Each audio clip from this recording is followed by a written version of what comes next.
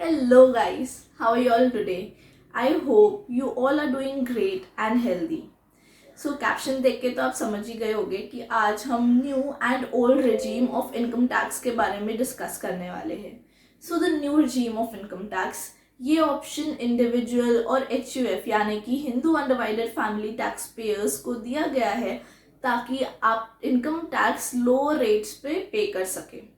So, and this option is applicable for income earned from 1st April 2020. So, you must be thinking मैं अभी ये topic क्यों ले रही हूँ and not a year earlier? Because as it is said, better late than never. तो अगर आपको ये लगता है कि आप ये अपॉर्चुनिटी मिस कर चुके हैं कि न्यू टैक्स रिजीम में लेना या ओल्ड, सो नहीं, this is the right time to either opt for the new regime और the old regime of income tax. Let's discuss the old regime.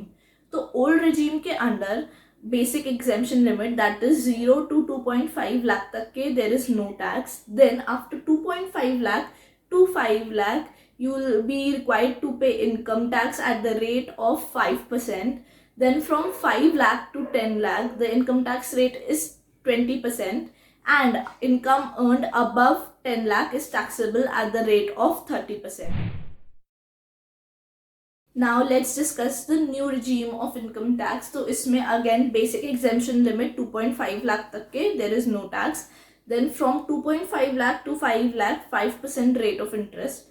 From 5 lakh to 7.5 lakh is 10%. 7.5 to 10 is 15.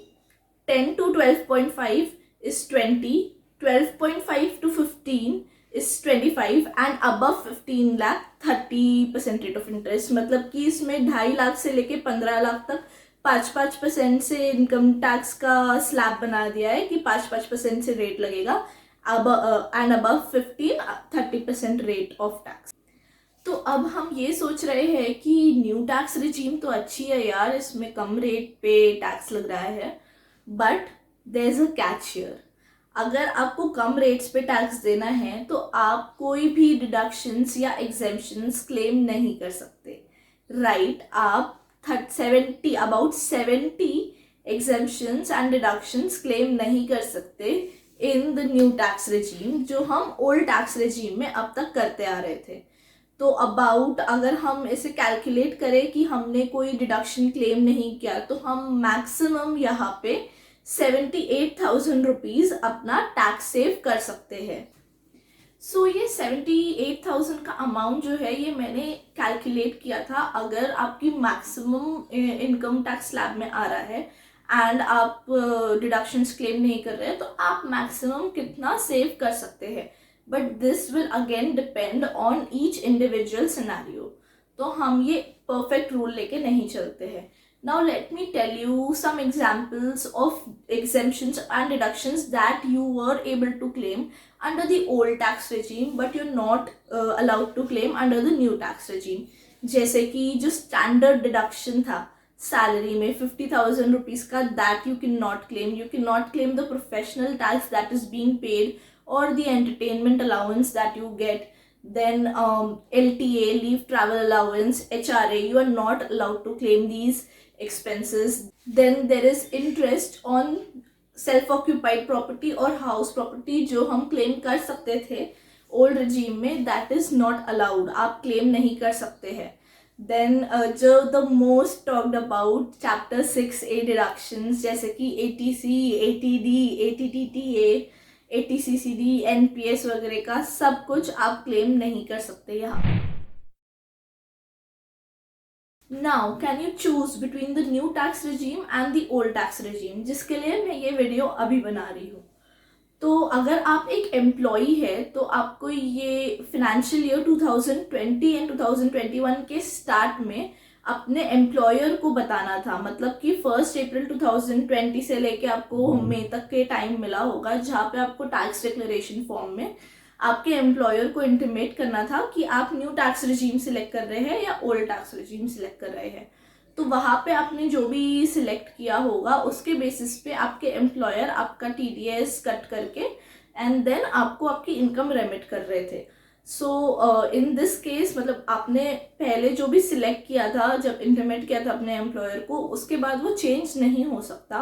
But अभी जब आप income tax return file करेंगे इन जून और जुलाई 2021, तब आप अपने CA से या फाइनेंशियल एडवाइजर से एडवाइस लेके एंड डिडक्शंस वगैरह कैलकुलेट करके देख सकते हैं कि आपको कौन सी स्कीम ज़्यादा बेनिफिशियल है, एंड उस बेसिस पे आप न्यू टैक्स रिजीम या ओल्ड टैक्स रिजीम सिलेक्ट कर सकते हैं अभी भी जब आपका इनकम टैक्स रिटर्न आप फाइल कर रहे हैं।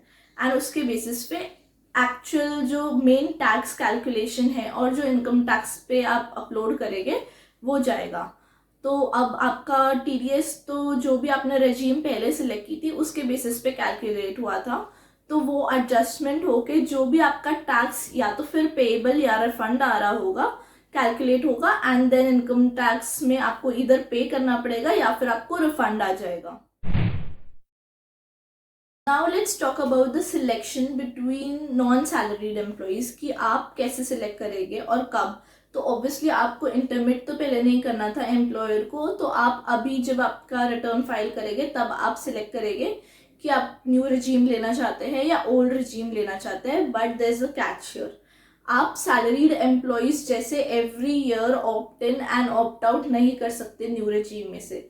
दैट मीन्स कि अगर आपने एक बार ऑप्ट आउट कर दिया न्यू रेजीम में से, देन आपको लाइफ टाइम ओल्ड रेजीम के बेसिस पे टैक्स पे करना पड़ेगा।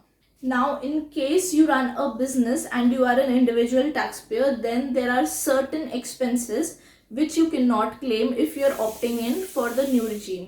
These include additional depreciation, investment allowance and sector specific. अगर आप कोई बिजनेस एक्सपेंडिचर कर रहे हैं जो हमें पहले अलाउड रहते थे, आपको अभी अलाउड नहीं रहेंगे।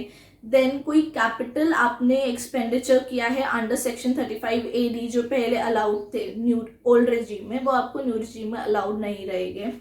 And then expenditure on scientific research will not be allowed to you. Then exemption, and if you have an SEZ unit, will also not be allowed to you. Then let's come to unabsorbed depreciation and the brought forward losses. So in case you are opting in for the new regime and you have any unabsorbed depreciation left, और आपका कुछ brought forward losses है, पहले के साल के losses है और पहले के साल का depreciation है, that you could not claim in the earlier years. Now if you're opting in for the new regime, you cannot claim those expenses, you cannot claim these deductions and exemptions. On the basis of this discussion, let's conclude on क्या choose करें, new regime या old regime। तो अगर आप this will strictly depend on each individual case। तो अगर आप एक सैलरीड एम्प्लॉई है, आपकी सैलरी इनकम आती है बस, एंड आपने कभी कोई इन्वेस्टमेंट नहीं किया because you were not aware of the same, आपने मेरे वीडियोस पहले नहीं देखे थे, तो आपको नहीं पता था कि कौन से इन्वेस्टमेंट में आपका टैक्स सेव होगा और कहाँ पे आप सेविंग करेंगे तो आपका टैक्स सेव होगा एंड आप ज़्यादा टैक्स देने से बच सकते हैं। Then opt for new regime because आप ओल्ड रिजीम में ऑलरेडी कोई डिडक्शंस या एग्जेम्पशंस क्लेम नहीं कर सकते हैं। If you have made some investments, जैसे कि 1,50,000 का जो लिमिट है आपका एग्जॉस्ट हो गया है, that means you have invested that much, then आपको हाउस प्रॉपर्टी लॉस है एंड जैसे कि इंटरेस्ट जो वहाँ पे लग रहा है हाउस प्रॉपर्टी में वो है, तो आप ओल्ड रेजीम ऑप्ट करें, that will be more beneficial to you. Now in case of business entities, I would recommend you that please opt for old regime. New regime में आप आपके expenses का deductions नहीं ले सकते हैं, and businesses के case में there are a lot of ways where you can invest in different places and claim deductions, and आपको old regime में ज़्यादा benefit मिलेंगे as compared to new regime of income tax. So basically, to conclude, this regime selection will strictly depend on each individual case where you have to plan your taxes both at the start of your financial year and at the end of the financial year. By financial year, you know what I mean, right? अप्रैल से लेके मार्च तक, जैसे कि अगर financial year 2020-21 है तो 1 अप्रैल 2020 से लेके 31 मार्च 2021 तक।